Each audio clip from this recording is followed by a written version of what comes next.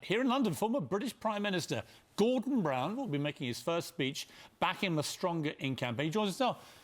Gordon, how are you? It's good to see you. And Susanna. It's very nice. I feel like we've missed I don't think having I've been here for 5 years, actually. we missed having you on our stage. I don't know about that. Because, we have. It's good to see you entering the fray with this. You've written this book, Britain Leading, Not Leaving.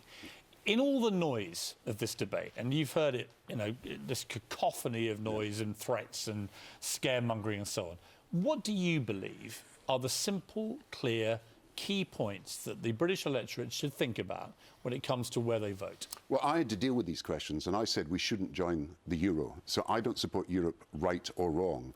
I support it when it's in the best interest of Britain, and I don't support cooperation when it's in the bad interest of Britain. But being in the European Union, being part of the single market, is the best for jobs. The biggest job creator over the next 10 years, and this is mothers thinking about what the children are going to do 10 years from now, the biggest job creator will be the European single market in IT, digital, banks, financial services, as we sell into Europe. So it's best for jobs. It's best for dealing with tax havens. It's best for dealing with terrorism. It's best for dealing with illegal immigration.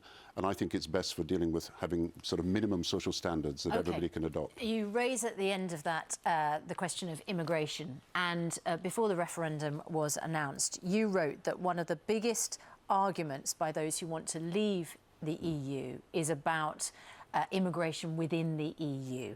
And you said that fact sheets about trade or manifestos about reform will be no match for the gut emotional appeal of claims that Europe is making Britain a foreign country. And then I answered it, and I said, look, if you want to deal with illegal immigration, which is going to be the biggest problem now and in future years, people coming into our country, breaking the law illegally, gangs bringing them in, people who are people traffickers, exploiting them, but you've got to have not illegal operation, hold on, you've got to have legal immigration. You've got to have cooperation in Europe. As far as legal migration is concerned, we have many people working in the European Union, and there are people working from the European Union in Britain. It seems to me the biggest problem that worries people most is two things: illegal immigration and the pressure on the NHS and the pressure on services, and we should do more to relieve the pressure on services. Did we let too many people in your tenure in government? But when I look at the figures, and people exaggerate these figures, when Romania and Bulgaria joined the European Union, we had restrictions on them coming into the country, and in the first year it was 32,000. I think the second year it was 28,000. These are not huge figures, given what we're talking about right across Europe. A very small proportion of the numbers of people who are in Britain and the numbers of people coming to Britain. So I wouldn't say that we made a mistake over that. I think it's true to say that you've got to manage migration, but the real problem of the future is going to be illegal immigration. You cannot manage it without having cooperation with France, with the other countries in Europe. You have to have that. And when people are asked, you know, in opinion polls, they say, the majority say we need cooperation on security issues and on terrorism across Europe, and that is one of the big arguments, including jobs and dealing with tax havens, for being part of the European Union. I wonder if we can ask you, I mean, obviously, you know, today is a big day in the EU referendum for you, but there are other issues making our headlines this morning, and one of them is the Prime Minister being caught on camera calling two countries who are going to come over and take part in an anti-corruption summit. You know where we're going here, Gordon. The most, two of the most fantastically corrupt countries in the world.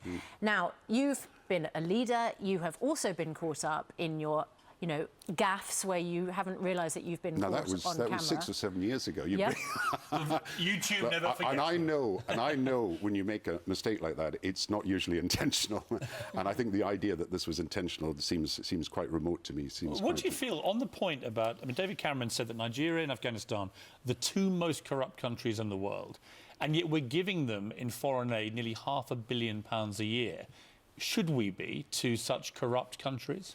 Look, the way to deal with corruption is for all the countries of the world who are not corrupt to join up together and to insist that any future aid, any future contact, any future support is going to come by them cleaning up their act. I happen to know the President of Nigeria, President Buhari. He is not a corrupt man. He came in on an anti-corruption agenda. I know the President of Afghanistan, President Ghani, and he also came in on an anti-corruption agenda. So I think it's true to say that these... David Cameron ill-advised to be saying No, I think what is true to say is that these leaders are trying to stamp out corruption in their country, and they should be given some credit for that. Don't you think that the Prime Minister should have known that if there is a camera filming, that his words will be picked up on camera? We should all know that. I should have known that. I should have known that when I made a mistake now 6 or 7 years ago. And the problem is there are cameras everywhere. There are microphones everywhere. There is social media. There are people recording on their iPhones. It's possible for you to be picked up anywhere and at any time. So I think you've just got to be very careful about what you say. And when the Queen says something and criticises the Chinese government, what's happened that then gets reported? There is a protocol, isn't there, that the Queen's words when she's speaking privately to people, even in a public place, are not reported, or that's as I understood it. Yeah, well, I've never heard the Queen reported out of context before, so it'd be interesting to see what she said in the full remarks she had. And I know she wanted to have strong relationships with the Chinese government, so I don't think you should take what's been reported too seriously. We're about to interview Boris Johnson. What would you say to Boris, who seems to have staked his entire political future on this referendum? That he's always understood that Britain is an outward-looking country. We are engaged with Europe. We are an internationalist country. We intervened in Europe because we defend liberty and because we defended freedom during the war. At the same time, we have explorers, traders, missionaries. We've always been part of the world.